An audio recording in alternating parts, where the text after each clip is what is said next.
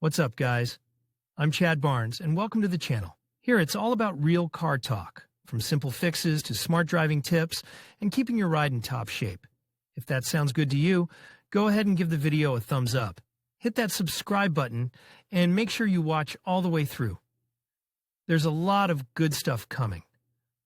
Let's get to it. The automobile is a symbol of technical independence in the mid-20th century. After the collapse of the colonial system, many newly formed countries tried to demonstrate their independence in every possible way, not in words, but in deeds, creating a system of state administration, armed forces, their own financial system, and then trying to get away from economic dependence on the industrialized countries, yesterday's masters. Back at the beginning of the century, it was known that a very good locomotive of the economy is the automobile industry, the development of which pulls other industries along with it.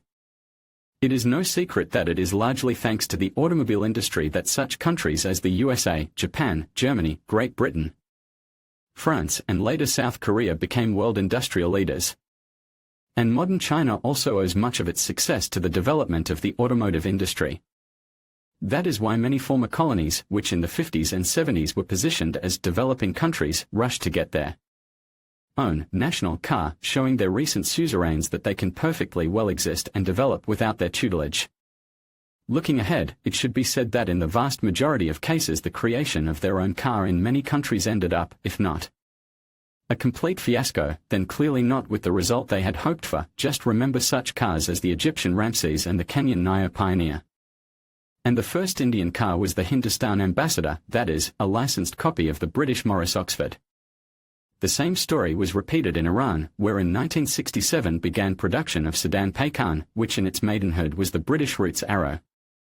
So, no matter how hard developing countries tried to gain industrial independence, they could not do without the help of American and European automakers. Libyan Missile. Since the early 70s, one of the most ambitious countries in the world has been Libya, led by Muammar Gaddafi, modestly referred to as the brotherly leader. Attitudes towards Gaddafi were very mixed, both in those years and to this day.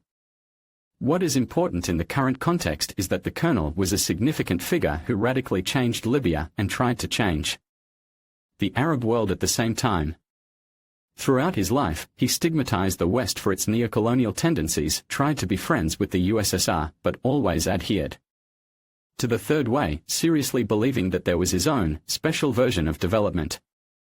In other words, for many years Gaddafi tried to sit on two chairs, maneuvering between capitalism and socialism, while creating an unprecedented social order that went down in history under the name of Jamahiriya. That is why the first Libyan car was named Saruq el-Jamahiriya, which translates to Libyan Missile.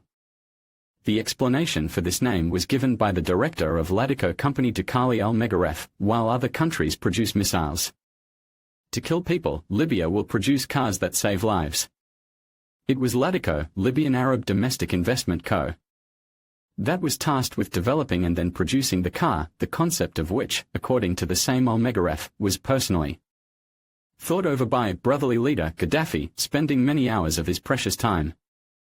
As a result of these long deliberations, Saruq el-Jamahiriya received a number of original and unusual solutions, because of which Ladico representatives called it the safest car in the world. Libyan specifics Muammar Gaddafi, according to him, was very upset by the fact that several thousand Libyan citizens, whose lives the brotherly leader considered invaluable, died every year in road accidents on the country's roads. That's why he spent a lot of time thinking about how to make the car as safe as possible. As a result, it was decided to make the front and rear of the car pointed, so that the car would ricochet in the event of an oncoming impact or rear impact. At the same time, the traditional deformable safety zones were not forgotten. In addition, the car was to receive special tires that would allow to drive several dozen kilometers in case of a puncture.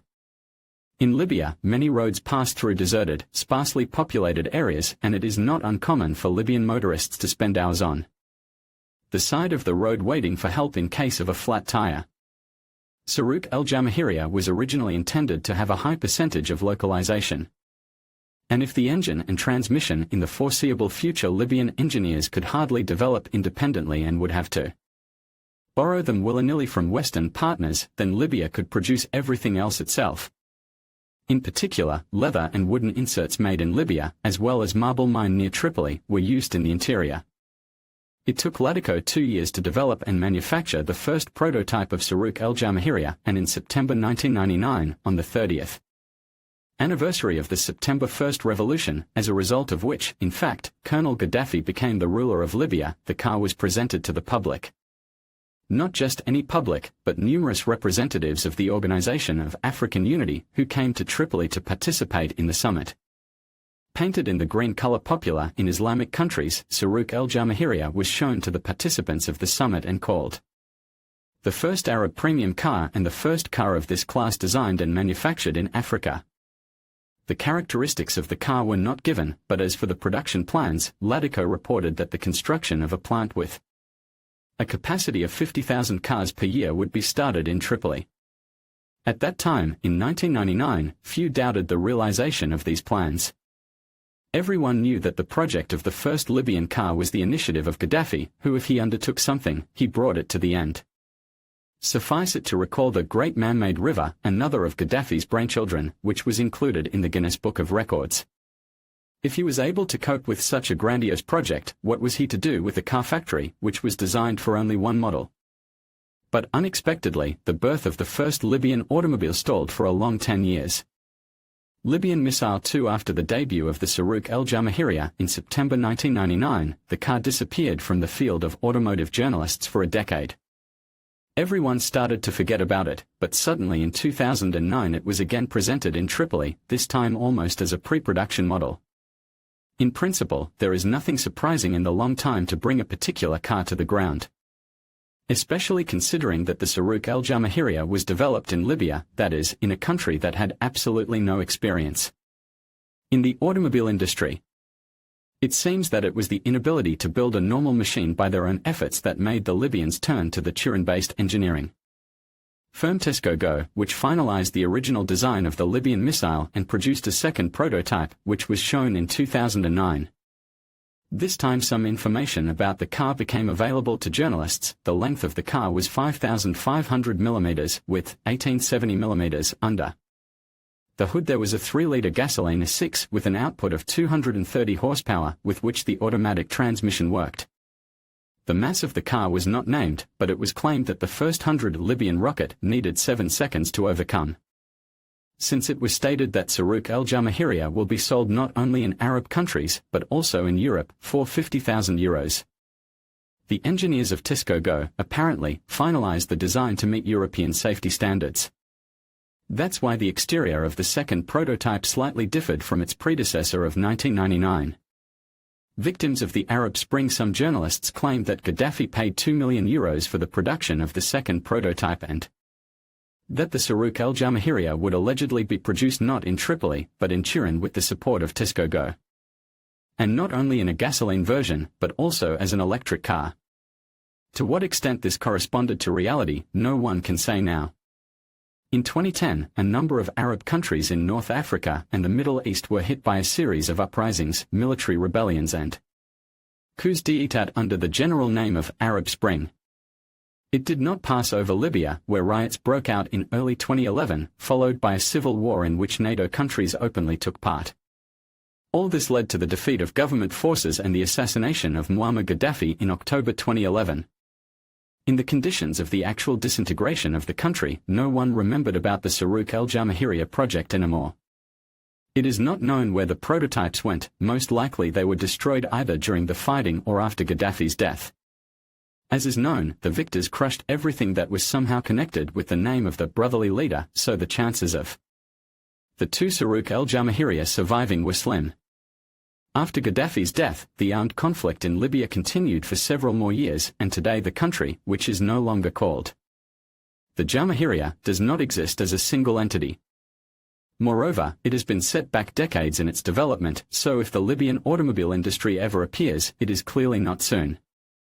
Although Libya was able to create its first automobile, albeit not in production, a quarter of a century ago. In conclusion, Libya's ambitious attempt to develop its own car, symbolized by the missile project, highlights the complexities and challenges of industrialization in a resource-rich yet politically unstable environment. Despite initial enthusiasm and investment, a combination of economic mismanagement, lack of technical expertise, and external sanctions ultimately led to its downfall. This story serves as a reminder of the importance of sustainable development and the need for a stable political climate to foster innovation and growth. As Libya continues to navigate its future, the lessons learned from the missile project may provide valuable insights for future endeavors in the automotive industry and beyond.